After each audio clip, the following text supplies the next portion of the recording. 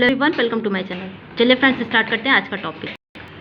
आज बेसिकली हम लोग पढ़ाई के बारे में कोई बात नहीं करेंगे, क्योंकि जितना भी टाइम टेबल सेट किया था हम लोगों ने एग्ज़ाम में अक्टूबर के हिसाब से और नवंबर के हिसाब से सेट किया था। तो एग्ज़ाम अब दिसंबर में भी होने के चांसेस बहुत कम हैं।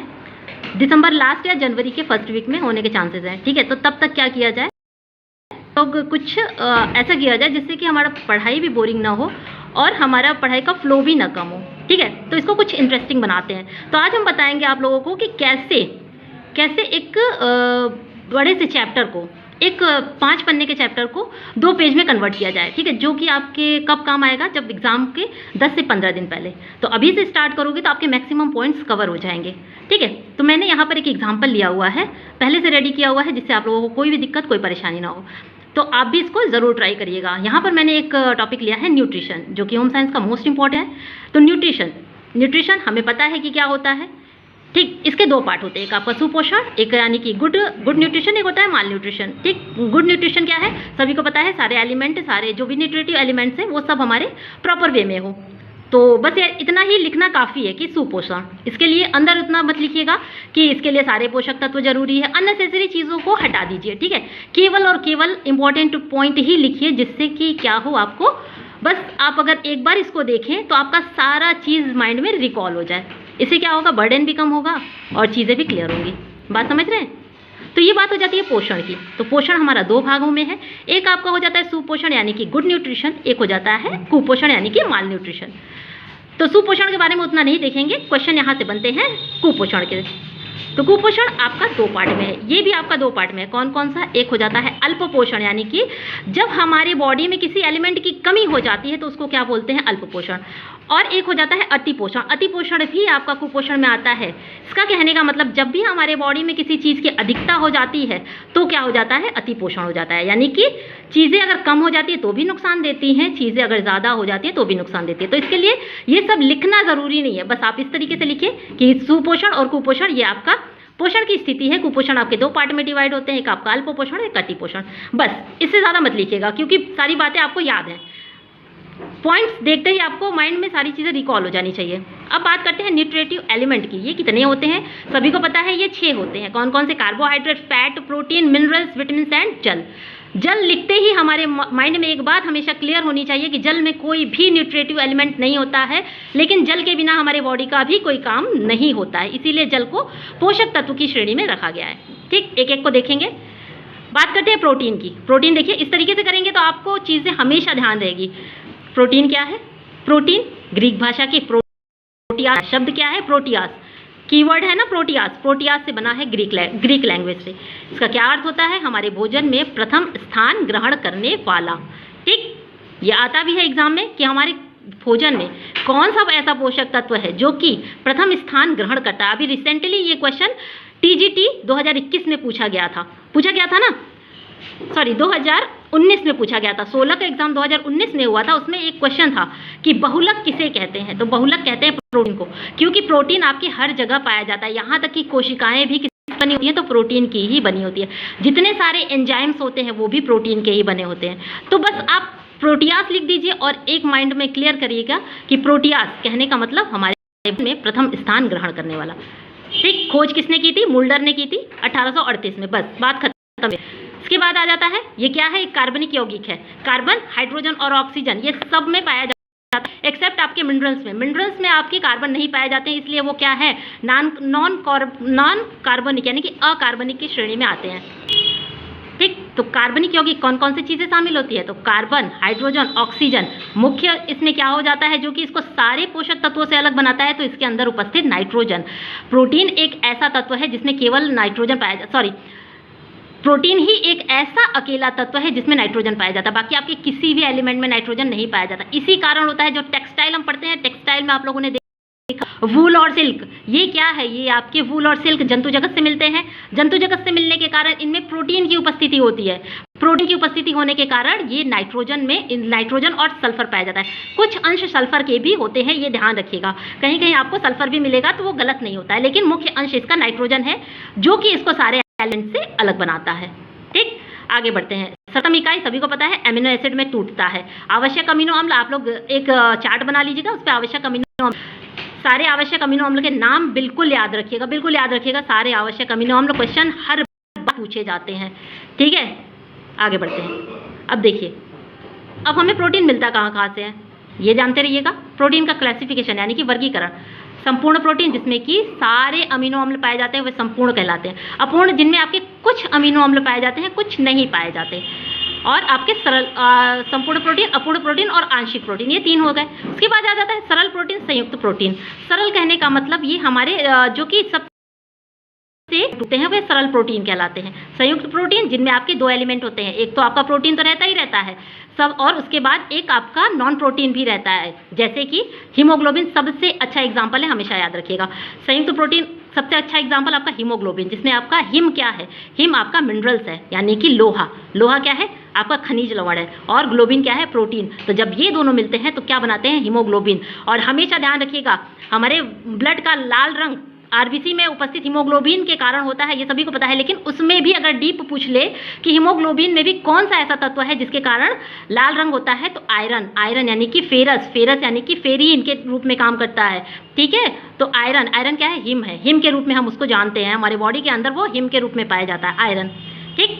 तो आयरन के ही कारण यानी कि लोहा के ही कारण आप लोग देखे होंगे कि जब अगर लोहे की जंग कपड़ों में लग जाए तो वहाँ लाल हो जाता है ना। तो सिर्फ और सिर्फ वही ट्रिक आप लोग अपनाइए जो आप लोग अपने डेली बेसिस पे आप लोग अपने व्यवहारिक चीज़ों को ध्यान रखते हैं, ठीक है। तो हीमोग्लोबिन क्या है आपका, हीमोग्लोबिन आपका एक संयुक्त प्रोटीन का एग्जाम्पल हो जाता है, ठीक है, जिसमें हिम आपका क्या हो जाता है, लवण हो जाता है, ग्लोबिन आपका प्रोटीन। उसी तरीके से न्यूक्लियोप्रोटीन, फास्फोप्रोटीन, ग्लाइकोप्रोटीन, ये सब क्या है, इसमें एक तत्व आपका पाया जाएगा प्रोटीन का, दूसरा आपका नॉन प्रोटीन, ठीक है। चलिए आगे बढ़ते हैं। इस तरीके से यहाँ पर देखिए दिया गया है। बस आप लोग इस तरीके से छोटे छोटे पॉइंट के टॉपिक बनाइएगा, बहुत बड़े बड़े टारगेट मत डिसाइड करिए। चलिए देखिए, वर्क क्या है। प्रोटीन सबसे ज़्यादा काम करता है, कौन कौन से होता है, शरीर का निर्माण कार्य होता है, ठीक है। मुख्य कार्य इसका क्या है, शरीर के निर्माण करना और टूट फूट की मरम्मत करना। फिर उसके बाद रक्त का थक्का जमाने में भी ये सहायता करता है, क्योंकि फाइब्रिनोजेन नामक जो प्रोटीन होता है वो हमारी बॉडी में पाया जाता है, ब्लड में, ठीक है। फाइब्रिनोजेन नामक प्रोटीन, फाइब्रिनोजेन क्या है, एक तरीके का प्रोटीन है जो कि हमारे ब्लड में पाया जाता है। बात करते हैं अम्ल तथा क्षार को, यानी कि अल्कलाइन और आपके एसिड को भी ये कंट्रोल में रखता है, कौन, प्रोटीन। इसीलिए प्रोटीन को क्या किया जाता है, प्रोटीन को आप इसको आप प्रोटीन को कहते हैं, जब प्रोटीन अम्ल के समान या क्षार के समान कार्य करता है तब आप प्रोटीन को क्या कहेंगे, प्रोटीन बफर। प्रोटीन बफर इसे ही कहते हैं, ठीक है। जब हमारे शरीर में अम्ल की कमी होती है तो ये अम्ल की तरह कार्य करेगा, जब क्षार की कमी होती है तो ये क्षार की तरह कार्य करेगा। तो इसको क्या कहेंगे, प्रोटीन के इस कार्य को हम प्रोटीन बफर कहते हैं। पूछा जाता है एग्जाम में प्रोटीन बफर क्या है, तो कॉन्सेप्ट क्लियर रहेगा तभी आप आंसर भी कर पाओगे। ये तो मैंने सिर्फ एक तरीका बताया है कि एग्जाम में शॉर्ट नोट्स कैसे बनाए, जिससे कि आप केवल ये पॉइंट देखिए और आपके मन में पूरा चैप्टर छप जाए, समझ रहे हैं ना। तो इसी तरीके से आप लोग पढ़िएगा। तो ये हो गया प्रोटीन। देखिए 4 चैप्टर को मैंने 2 चैप्टर में 2 पेज में कैसे कन्वर्ट किया है, आप लोग देखिए। तो ये बात हो जाती है हमारे प्रोटीन की। बात कर लेते हैं, एक टॉपिक मैंने यहाँ उठाया है मैनेजमेंट से, जिसमें आपका डिसीजन मेकिंग हो जाता है। डिसीजन मेकिंग मोस्ट इंपॉर्टेंट होता है, हर बार क्वेश्चन आते हैं, हर बार क्वेश्चन आते हैं। तो डिसीजन मेकिंग डेफिनेशन भी आता है, तो डेफिनेशन पूरा याद करना तो बिल्कुल इम्पॉसिबल होता है। तो मैंने कई बार कहा है, डेफिनेशन जब भी आप क्रैक करें, जब भी आप कोई डेफिनेशन याद करें तो राइटर के नाम केवल और कीवर्ड याद रखें। कीवर्ड से डेफिनेशन क्रैक करना बहुत आसान हो जाता है, ठीक है। कीवर्ड से डेफिनेशन को क्रैक करना बहुत आसान हो जाता है और ये आपका 110% करेक्ट भी होता है। तो कीवर्ड याद रखिए। ग्रॉस एवं क्रैंडल ने क्या माना है निर्णय प्रक्रिया को, कि किसी को भी चुनना और किसी को भी न चुनना, यानी कि बेस्ट में से किसी एक को आप चूज कर भी सकते हो और चूज नहीं भी कर सकते हो। तो ये किसने कहा है, ग्रॉस एवं क्रैंडल ने। डेफिनेशन देखिए कितना बड़ा है, कीवर्ड जानिएगा कि केवल किसी को भी चुनना और किसी को भी न चूज करना, ये हमारे अपने ऊपर डिपेंड करता है। नेक्स्ट है निकेल और डॉर्सी ने क्या कहा है। तो निकेल और डॉर्सी ने कहा है कि समस्या को परिभाषित करना, उनकी खोज करना, तुलना करना, यानी समस्या, खोज, तुलना, ये उनका कीवर्ड है, किसका, निकेल और डॉर्सी का। तो इस तरीके से कीवर्ड याद रखोगे तो डेफिनेशन क्रैक हो जाता है। और मैनेजमेंट से तो डेफिनेशन आता ही आता है, ये सभी को पता है जिन लोगों ने भी एग्जाम अगर एक बार दिया होगा, और आई एम श्योर 2020 वाला एग्जाम दिया ही होगा। बात कर लेते हैं जॉन डिवी ने। जॉन डिवी, ये क्वेश्चन तो अभी 2016 में ही आया था भाई, ये 2016 में भी आया था, इससे रिलेटेड अभी 2021 में भी ये क्वेश्चन पूछा गया था। जॉन डिवी ने क्या है, समस्या क्या है, विकल्प क्या है, कौन सा विकल्प उत्तम है। तो इन्होंने कितने बताए हैं, निर्णय प्रक्रिया के 3 स्टेप बताए हैं, 3 स्टेप बताए हैं, क्वेश्चन मार्क के हिसाब से, यानी प्रश्नवाचक चीज़ों के हिसाब से इन्होंने बताया है। तो इस तरीके से लिखिएगा जिससे कि एक बार देखें और चैप्टर आपको पूरा याद हो जाए। ओपमहीम ने कितने स्टेप बताए हैं? 4 स्टेप बताए हैं। कुंज और ओडोनल ने 6 स्टेप बताए हैं। ग्रॉस एवं क्रैंडल ने कितने बताए हैं? तो इन्होंने 4 बताए। और जनरली हम लोग हर जगह इन्हीं की थ्योरी फॉलो करते हैं। ध्यान रखिएगा, जब भी एग्जाम में पूछे कि निर्णय के आपके कितने चरण होते हैं, तो जनरली हम लोग ग्रॉस एवं क्रैंडल का ही लेके चलते हैं, ठीक है। लेकिन अलग अलग राइटर ने अलग अलग दिए हैं। पर्टिकुलर अगर राइटर का नाम देके पूछे तब आप लोग इस तरीके से करिएगा, लेकिन राइटर का नाम न देके केवल पूछ ले कि निर्णय के कितने चरण होते हैं, तो एकदम सामान्य से बताइएगा निर्णय के 4 चरण होते हैं। सबसे पहले आप प्रॉब्लम को, यानी जब तक आपके पास प्रॉब्लम नहीं होगी आप डिसीजन नहीं लोगे, ठीक है। प्रॉब्लम समस्या की परिभाषा करना, वैकल्पिक हलों की खोज करना, यानी जब हमारे सामने प्रॉब्लम होती है, बात समझ रहे हैं, जब हमारे सामने प्रॉब्लम होगी तो उसके विकल्प हमारे माइंड में अनायास ही घूमने लगेंगे कि हाँ इसका ये प्रॉब्लम का सोल्यूशन हो सकता है, वो प्रॉब्लम का सोल्यूशन हो सकता है, ठीक। तो कई सारे जो उसके सोल्यूशन होते हैं हमारे माइंड में घूमने लगते हैं। तो उन सब में से सबसे बेस्ट के बारे में सोचना कि किनसे हमें सबसे कम नुकसान हो, हम उसी को चूज़ करते हैं, उसी को चूज़ करेंगे। और एक चीज़ हमेशा ध्यान रखिएगा, जब भी हम कोई डिसीजन लेते हैं ना, उसकी रिस्पॉन्सिबिलिटी हमेशा हमारी होती है, किसी और की नहीं। जब भी हम कोई भी डिसीजन लेते हैं उसकी रिस्पॉन्सिबिलिटी अपने ऊपर लेनी चाहिए। अगर आप कोई डिसीजन ले रहे हो तो ज़रूरी नहीं कि वो आपके फेवर में ही हो, चीज़ें पॉजिटिव भी होती हैं, चीज़ें निगेटिव होती हैं। तो हमारा ह्यूमन माइंड क्या होता है कि अगर पॉजिटिव होता है तो क्रेडिट अपने ऊपर लेते हैं, और अगर रिजल्ट निगेटिव होता है तो क्रेडिट दूसरों के ऊपर डाल देते हैं। तो एक बहुत सिंपल सा एग्जाम्पल है, हम लोगों ने एग्ज़ाम क्वालिफाई नहीं किया, अगर क्वालिफाई कर लेते तो पूरा मेहनत हमारा होता, हम लोग क्रेडिट लेते हैं ना। और अगर हमारा एग्जाम में क्वालिफाइड नहीं किया, हमारा सिलेक्शन नहीं हुआ, तो हम लोग क्या कहेंगे? हम लोग यही कहते हैं ना, घर में बहुत काम था, बच्चे थे, फैमिली थी, किसी ने सपोर्ट नहीं किया। तो ये सारी चीज़ें सिर्फ एक्सक्यूज़ में काम आती हैं, ये एक्सक्यूज़ होता है, ठीक है। जिम्मेदारी लेना सीखिए। अगर आपने गलती की है, कहीं ना कहीं कुछ ना कुछ गलती की है, तभी आपका रिजल्ट नेगेटिव आया है। तो दूसरों के ऊपर जिम्मेदारी थोपने से बेहतर है आप अपनी गलती को सुधारिए और आगे बढ़िए, ठीक। तो ये ग्रॉस एवं क्रैंडल है। बात कर लेते हैं निर्णय के प्रकार की। अब इस तरीके से आप लोग शॉर्ट नोट्स बनाइएगा, शॉर्ट नोट्स बनाइएगा ज़रूर। तो चलिए ख़त्म करते हैं आज का सेशन यहीं पे। आई होप आज का सेशन भी आप लोगों को पसंद आया होगा। पसंद आया तो प्लीज़ लाइक शेयर कर दीजिएगा, कमेंट करना बिल्कुल ना भूलिएगा। और एक होमवर्क ले लीजिए आप लोग, एक टॉपिक है RDA, एक होम साइंस का मोस्ट आपका RDA, इस पे आप अपने शॉर्ट नोट्स बना के टेलीग्राम ग्रुप पे ज़रूर शेयर करिएगा। RDA, recommended diet allowance, recommended diet allowance 2020। अब हम देखेंगे कि आप लोग कितने अच्छे तरीके से RDA को प्रेजेंट करते हो, ठीक है। RDA ये मैंने आप लोगों को पढ़ाया भी हुआ है 2020 के हिसाब से, 2010 के हिसाब से कोई भी अब रिकॉर्ड नहीं चलेगा, नया है, नया लेके आइएगा, ठीक है। कहीं से भी खोजिए, गूगल पे सर्च करिए, वीडियोस देखिए, कहीं से भी करिए, कुछ भी करिए, लेकिन RDA आप लोग 2020 RDA आप लोग डेफिनेटली करके शाम तक या रात तक या कल तक आप लोग ज़रूर इसको टेलीग्राम ग्रुप पे शेयर करिएगा, ग्रुप पे शेयर करिएगा। जो लोग जुड़े हैं बिल्कुल इसको शेयर कर लीजिएगा RDA, ठीक है। चलिए फिर, और नोट्स बनाना स्टार्ट कर दीजिएगा। ये 2 महीना है, अक्टूबर नवंबर दिसंबर पूरा है।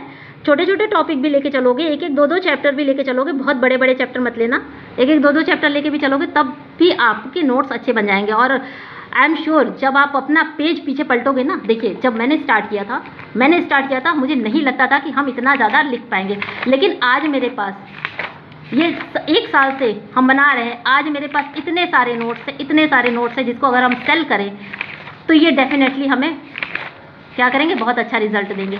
तो ऐसा मत सोचिए कि एग्ज़ाम 1 महीने बाद होगा, बिल्कुल एग्ज़ाम जब होगा तब होगा, देखा जाएगा। नए तरीके से पढ़िए, फ्लो मत छोड़िएगा, ठीक है। आज बोर हो गए, नहीं किया, फ्लो मत छोड़िएगा।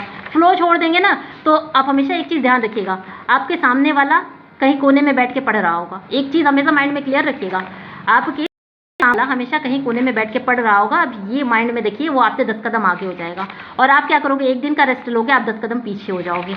आप किसी को मत लीजिए, आप अपने सामने सिर्फ हमें रख लीजिए।